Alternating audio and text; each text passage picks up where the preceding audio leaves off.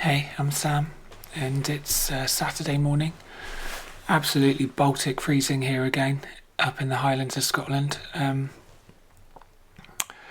It's very nice and cosy this time of year because I get to wear nice warm clothes and have two very big, heavy quilts on my bed. So I quite like it actually.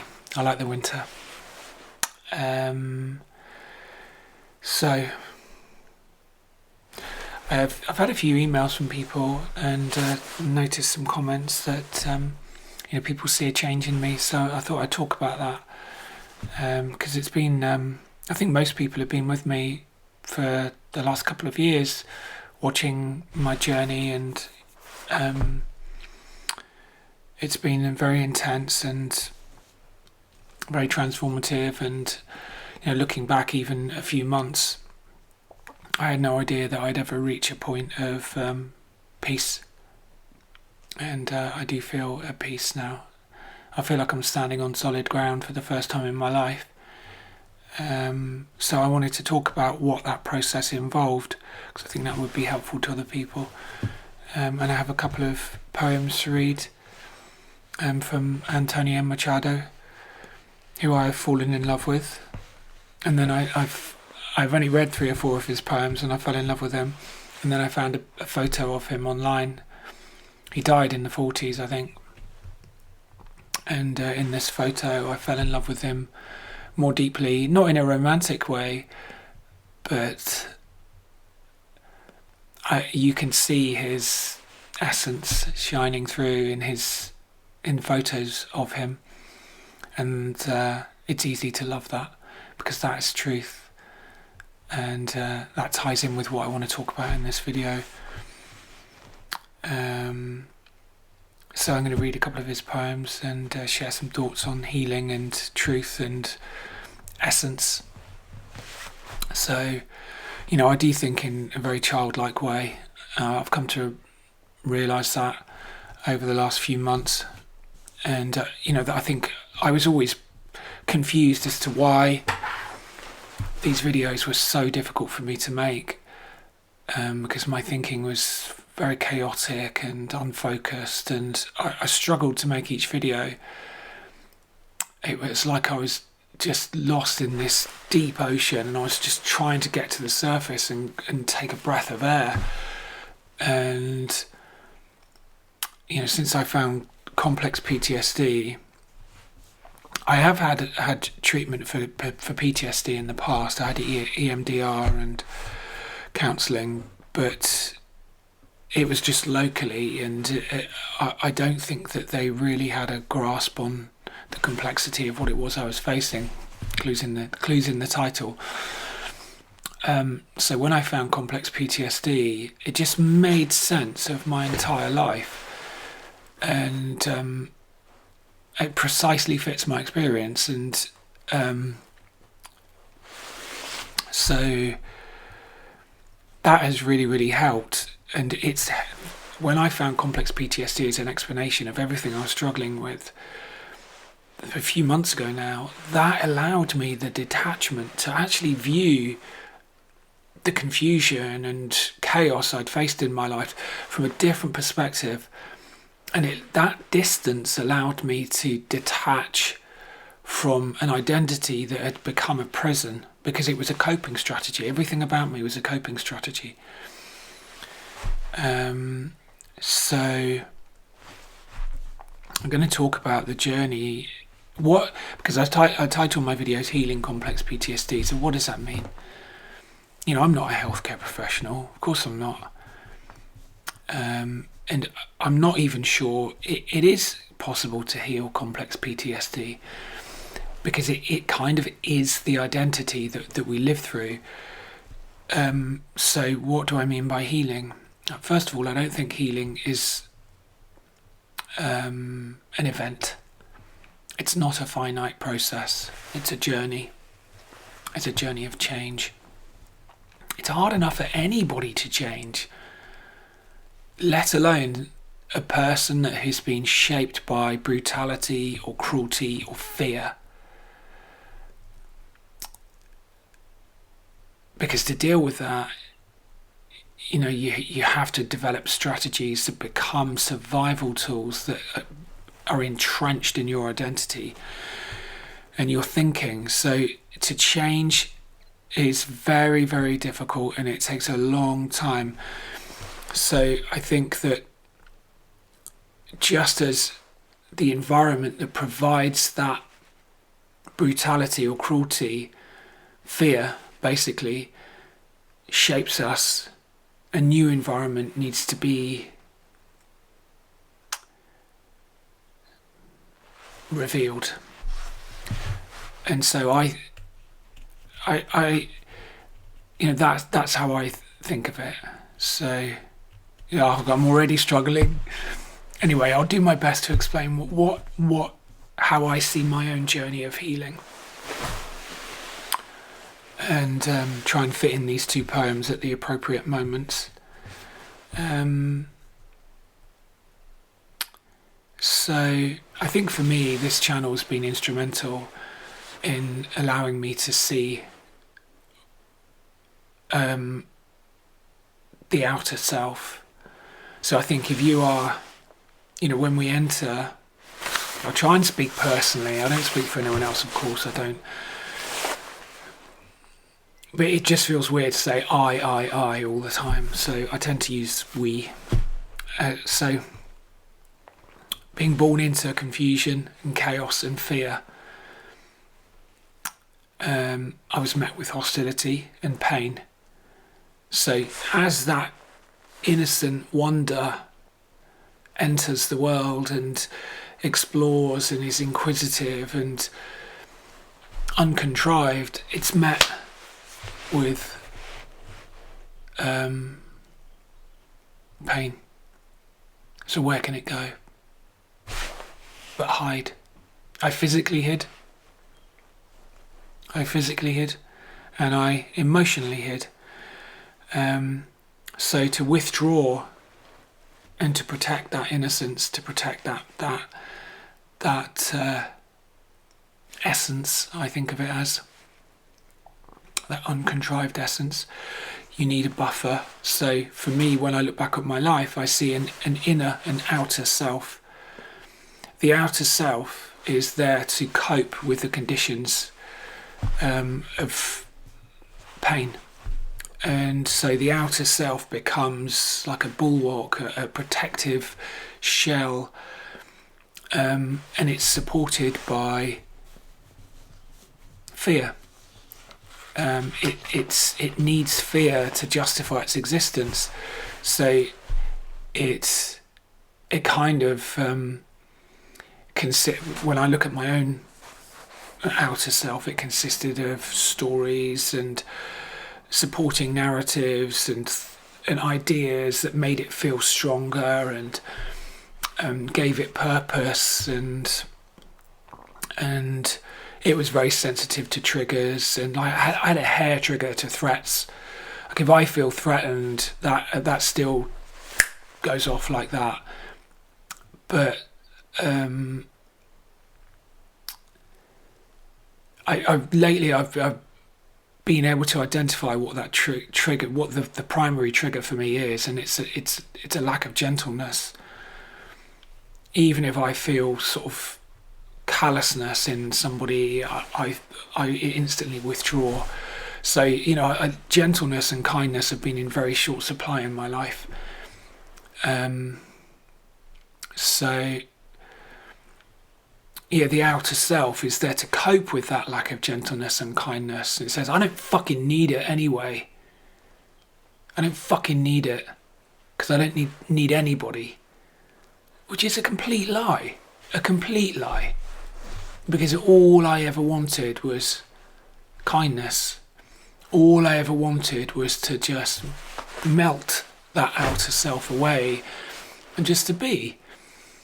So because the outer self needs those conditions to support it, it kind of takes it everywhere. It takes that worldview everywhere, and it just replicates in relationships and this, battle that I fought all my life. And because I was living through that outer self and protecting that innocence, the outer self was driving the bus my whole life, and it could only thrive in desperate situations, terrifying situations where options were limited, life or death, right or wrong, black and white. So it was, eventually it just, that conflict I faced my whole life. I'm in my early 50s, and it was like that from my earliest memories. It just became exhausting. And so it's taken probably 10 years from the point of beginning to unwind to now. And so this channel was instrumental, because when I started the channel, I didn't even know why I did it. And I think this is the biggest revelation. It was a cry for intimacy.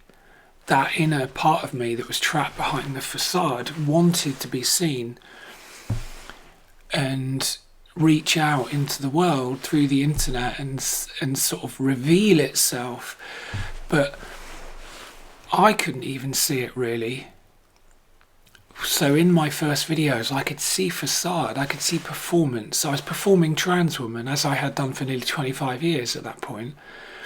I was changing my voice and sitting differently, and and I just thought, I feel something when I see that image on the screen. I feel something and I don't know what it is. And it took me a while to realise it was loss. It was a deep, profound sense of loss. And it took me ages to even understand what that loss was. It was the loss of myself. It was the loss of my boyhood self that never had a chance. Never had a chance to thrive and be who he was.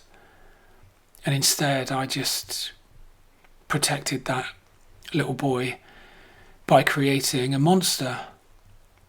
And then when I transitioned, it kind of gave me permission to actually yield.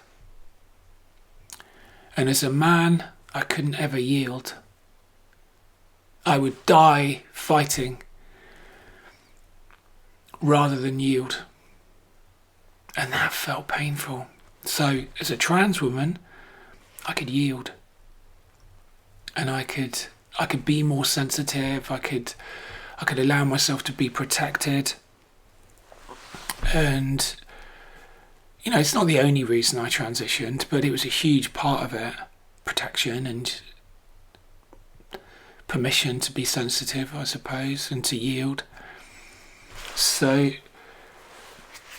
but it smothered the truth of what I am, which is male. I may be a sensitive male that's gentle at heart, but I am a male. And to wear womanness as a strategy was very successful for a very long time, but it's not true. It's not true. And truth is the environment that replaces the painful environment that shaped me as a child. Truth is the environment. Truth is reality. Truth is love. And that is what has helped me reveal that inner light. So I think this is the right time to read a poem, so I'll read this.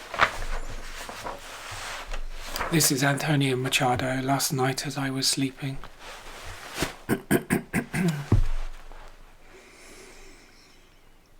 Last night, as I was sleeping, I dreamt a marvellous illusion that a spring was breaking out in my heart. I said, along which secret aqueduct, O water, are you coming to me, water of a new life that I have never drunk? Last night, as I was sleeping, I dreamt a marvellous illusion that I had a beehive here inside my heart, and the golden bees were making white combs and sweet honey from my old failures. Last night, as I was sleeping, I dreamt a marvellous illusion that a fiery sun was giving light inside my heart, It was fiery because I felt warmth as from a hearth, and sun because it gave light and brought tears to my eyes. Last night as I slept, I dreamt, oh blessed illusion, that it was God I had here inside my heart.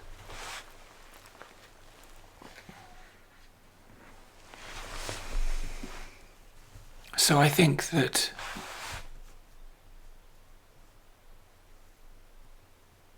God is love, God is reality, God is truth. And when we are out of alignment with truth, when we do not embody essence of being, that light cannot shine through us. So if outer self is not a true reflection, a true expression of inner self, it is a contrivance to cope with either fear or to seek acceptance, to mould ourselves, to shape ourselves for the acceptance of others. When we contrive outer self for those purposes, it's out of alignment. It's not a true reflection of inner. So when we are out of alignment with inner and outer, that light can't truly shine through us, I don't think. So to allow that light of truth and love to illuminate our being, we have to align. So that's why this has been so fucking difficult for me, this channel, because each video revealed that outer self to me, and I felt desperate pain because I was in this kind of battle that I was trying to reveal myself, reveal what was hidden.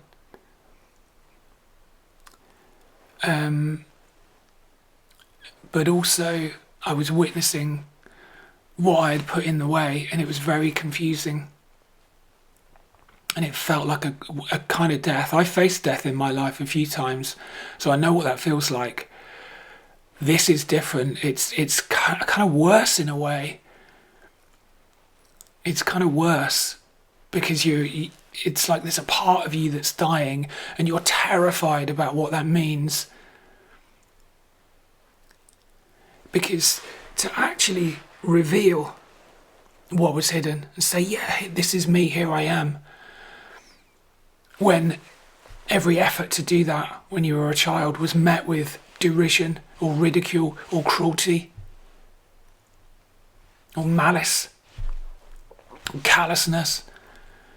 To do that is terrifying, absolutely terrifying, to say, here I am.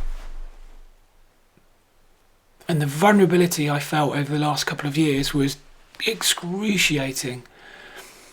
And I couldn't even describe the pain I've been through with each video over the last couple of years. And it became comical, really. And I know my subscribers are very supportive.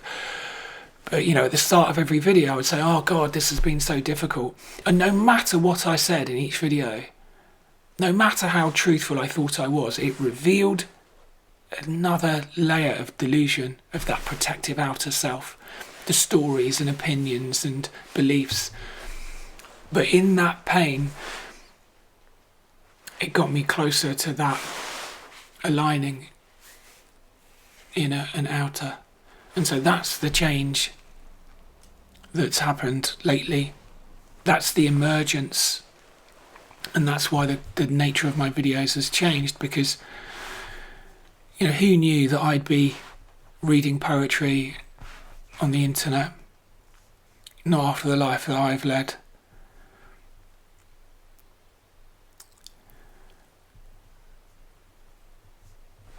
So I'm going to read the second poem. It's Antonio Machado again. The wind, one brilliant day. The wind, one brilliant day, called to my soul with an odour of jasmine. In return for the odour of my jasmine, I'd like all the odour of your roses. I have no roses. All the flowers in my garden are dead. Well then, I'll take the withered petals and the yellow leaves and the waters of the fountain. The wind left, and I wept. And I said to myself, what have you done with the garden that was entrusted to you?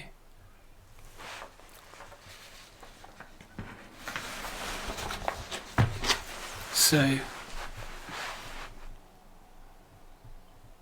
what have I done with the garden of my soul that was entrusted to me? Have I poured it out into objects and fantasies and offerings and permissions of culture to diminish and demean myself and to dress up self-harm as self-expression? Or have I nurtured a relationship to truth and thus God and love? Have I filled the vessel of my soul with good things?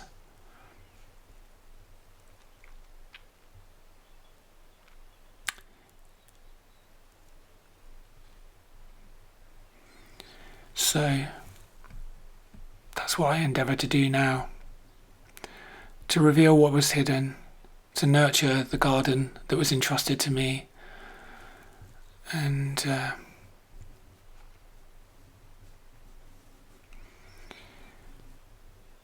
seek the truth.